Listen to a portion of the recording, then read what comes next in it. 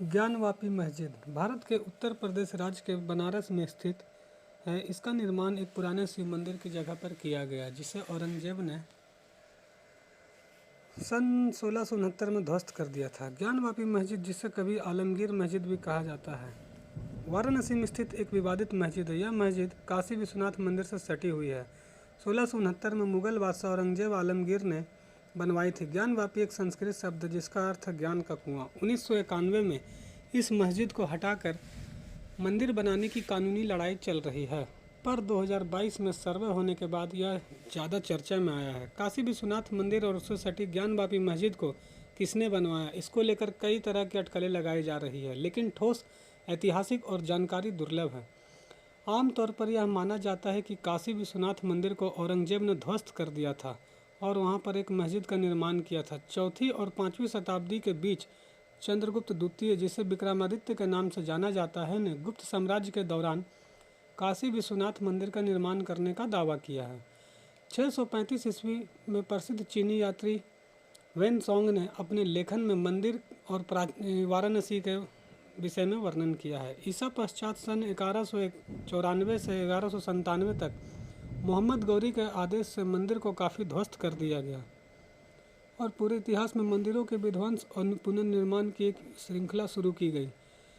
कई हिंदू मंदिरों को तोड़ा गया, उसका पुनर्निर्माण किया गया। ईस्वी सन 1669 में मुगल सम्राट औरंगजेब के आदेश से मंदिर को अंततः ध्वस्त कर दिया गया और उसके स्थान पर एक ज्ञानवापी मस्जिद का निर्माण किया गया।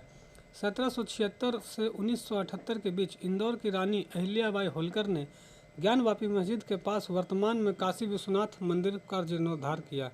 1936 में पूरे ज्ञानवापी क्षेत्र में नमाज अदा करने के अधिकार के लिए ब्रिटिश साम्राज्य जिला न्यायालय में मुकदमा दायर किया। वादी ने 7 गवाह पेश किए, जबकि ब्रिटिश सरकार ने 15 गवाह पेश किए। ज्ञानवापी मस्जिद में नमाज अदा करने का अधिकार स्पष्ट रूप से 15 अगस्त 1937 को दिया गया, जिसमें यह कहा गया कि ज्ञानवापी संकुल में ऐसी नमाज कहीं और नहीं पढ़ी जा सकती।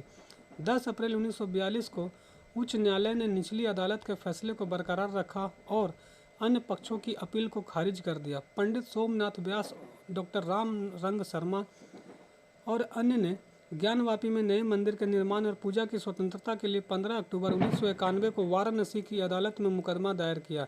अंजुमन इंतजामिया मस्जिद और उत्तर प्रदेश के सुन्नी वक्फ बोर्ड लखनऊ ने 1998 में हाई कोर्ट में 2 याचिकाएं दायर कर इस आदेश को चुनौती दी। 7 मार्च 2000 को पंडित सोमनाथ व्यास का निधन हो गया। पूर्व जिला लोक अभियोजक विजय शंकर रस्तोगी को 11 अक्टूबर 2018 को मामले में वादी प्रतिनियुक्त किया गया। 17 अगस्त 2021 में शहर की 5 महिलाएं राखी सिंह, लक्ष्मी देवी, मंजू व्यास, सीता साहू और रेखा पाठक ने वाराणसी सत्र न्यायालय में याचिका दायर की थी और ज्ञानवापी मस्जिद परिसर में स्थित श्रृंगार गौरी का उन्हें नियमित दर्शन पूजन की अनुमति मांगी, जिसके बाद मस्जिद में सर्वे कराया गया।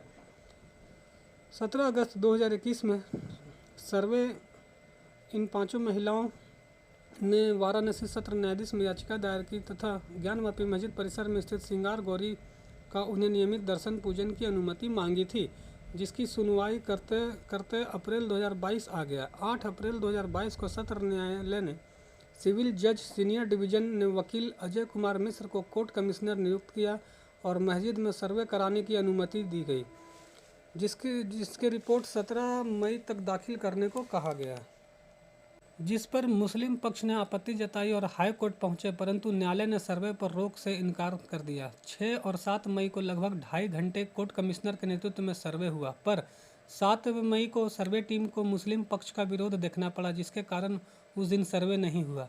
मुस्लिम पक्ष का विरोध देखना पड़ा जिसके कारण उस दिन सर्वे नहीं हुआ। मुस्लिम पक्ष ने कोर्ट में कोर्ट कमिश्नर को हटाने की मांग की, पर कोर्ट ने इस याचिका को खारिज कर दिया। अपितु विशाल सिंह को विशेष कमिश्नर बनाया गया, जो पूरी टीम का नेतृत्व करेंगे।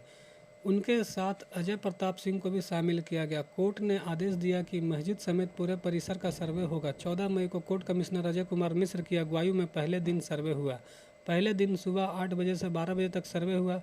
पहले राउंड में सभी 4 तहखानों के ताले खुलवा कर सर्वे किया गया। अगले दिन 15 मई को दूसरे राउंड का सर्वे हुआ। दूसरे दिन भी 4 घंटे सर्वे का काम चला, लेकिन कागजी कार्रवाई के कारण सर्वे टीम 1.5 घंटे देर से बाहर निकली।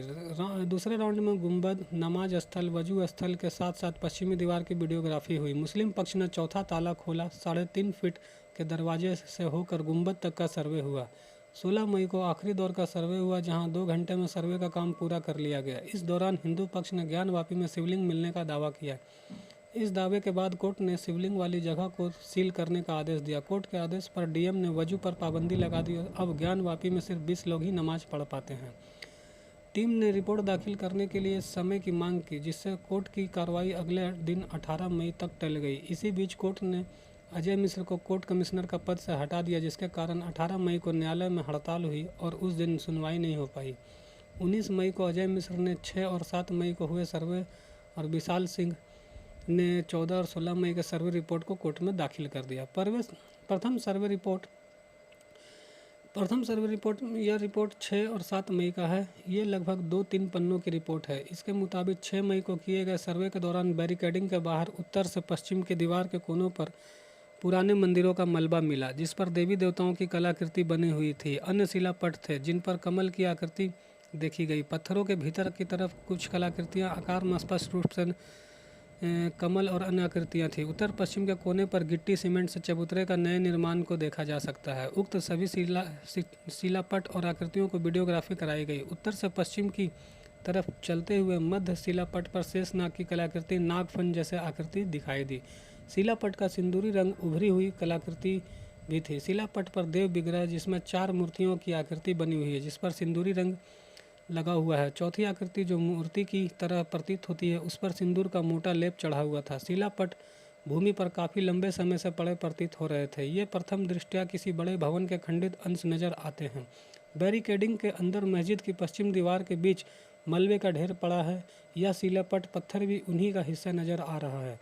इन पर उभरी कुछ कलाकृतियाँ मस्जिद के पीछे की पश्चिम दीवार पर उभरी कलाकृतियों जैसी दिखाई दे रही है, परंतु मुस्लिम पक्ष के विरोध के कारण यह सर्वे रुक गया।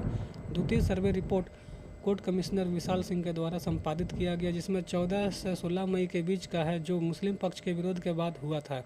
ये लगभग 12 से 14 पन्नों की रिपोर्ट है। अजय मिश्र की तरह विशाल सिंह की भी रिपोर्ट मस्जिद परिसर में हिंदू आस्था से जुड़े कई निशान मिलने की बात कही गई। रिपोर्ट में शिवलिंग बताया जा रहा है पत्थर को लेकर भी डिटेल जानकारी दी गई। रिपोर्ट में कहा गया कि वजू खाने में पानी कम करने पर 2.5 फीट का एक गोलाकार आकृति दिखाई दी, जो शिवलिंग है।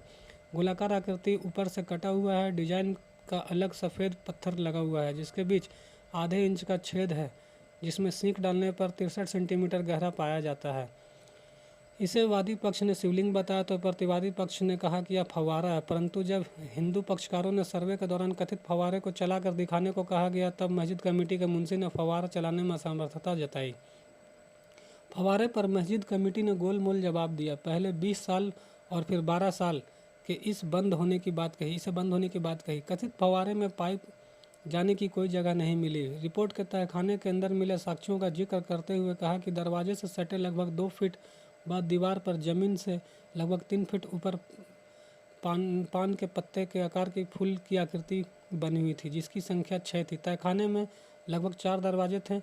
उसके स्थान पर नई ईंट लगाकर उक्त दरवारों को बंद कर दिया गया था। तहखाने में 4-4 पुराने खंभे पुराने तरीके के थे, जिसकी ऊंचाई 8-8 फीट थी। नीचे से ऊपर तक घंटी, कलश, फूल की आकृति पिलर के चारों तरफ बने थे। बीच में 2-2 नए पिलर नए ईंट से बनाए गए थे, जिसकी वीडियोग्राफी कराई गई। एक खंभे पर पुरातन हिंदी भाषा में 7 लाइनें खुदी हुई, जो पढ़ने योग्य नहीं थी। लगभग 2 फीट की दफ्ती का भगवान का फोटो दरवाजे के बाएं तरफ दीवार पर जमीन पर पड़ा हुआ था, जो मिट्टी से सना हुआ था। रिपोर्ट में कहा गया कि एक अन्य तहखाने में पश्चिम दीवार पर हाथी के सूंड की टूटी हुई कलाकृति और दीवार के पत्थरों पर स्वास्तिक और त्रिशूल एवं पान के पत्तों के चिन्ह की कलाकृतियाँ बहुत अधिक भाग में खुदी हुई है। इसके साथ ही घंटियाँ जैसी कलाकृति भी खुदी हुई थी। ये सब कलाकृतियाँ प्राचीन भारतीय शैली के रूप में प्रतीत होता है, जो काफ़ी पुरानी है, जिसमें कुछ कलाकृतियाँ टूट गई। जिस दिन सर्वे रिपोर्ट दाखिल की गई थी, उसी दिन सुप्रीम कोर्ट में भी सुनवाई हो रही थी और सुप्रीम कोर्ट ने वाराणसी सत्र न्यायालय के सुनवाई पर रोक लगा दी। सुनवाई 20 मई तक टल गई। 20 मई को सुप्रीम कोर्ट ने आदेश जारी किया कि मामले की फ़िलहाल सुनवाई वाराणसी सत्र न्यायालय में ही करे। 17 मई का आदेश जो था कि शिवलिंग की सुरक्षा और नमाज में कोई बाधा न आए, वो 8 हफ्ते तक प्रभावित रहेगा। सुप्रीम कोर्ट में मामले की अगली सुनवाई गर्मी की छुट्टी के बाद जुलाई के दूसरे हफ्ते होगी। सुप्रीम कोर्ट ने मामले को वापस वाराणसी जिला अदालत को ट्रांसफ़र कर दिया। जज AK विश्वेश को मामले की सुनवाई की जिम्मेदारी दी गई।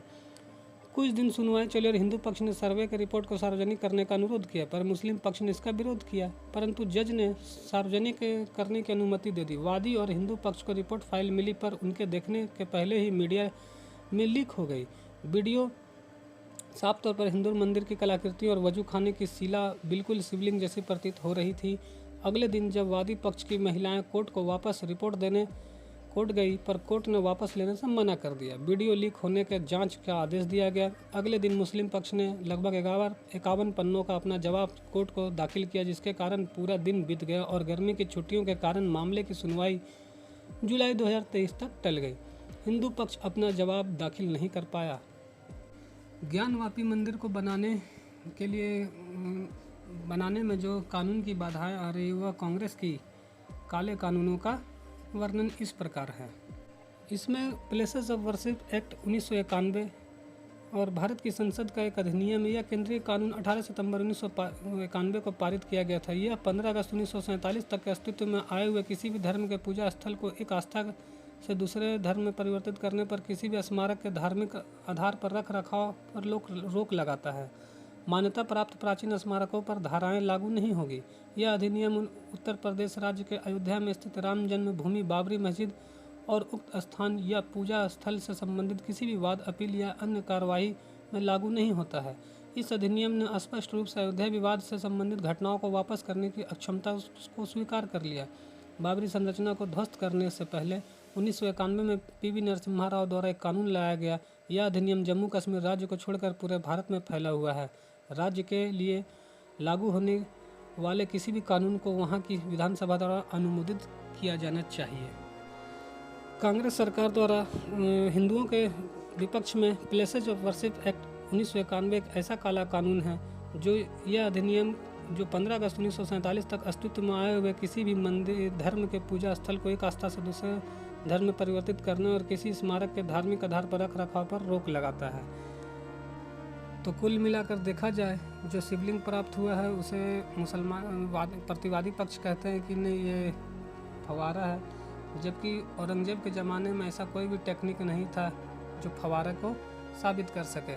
इसलिए दोस्तों, समय का इंतजार है। सत्य छुपता नहीं है, सत्य को छुपाया नहीं जा सकता है। आंखें बंद कर लेने से सूर्य कभी अपना रोशनी देना बंद नहीं कर सकता है। यह दुनिया अंधेरा नहीं हो सकती है।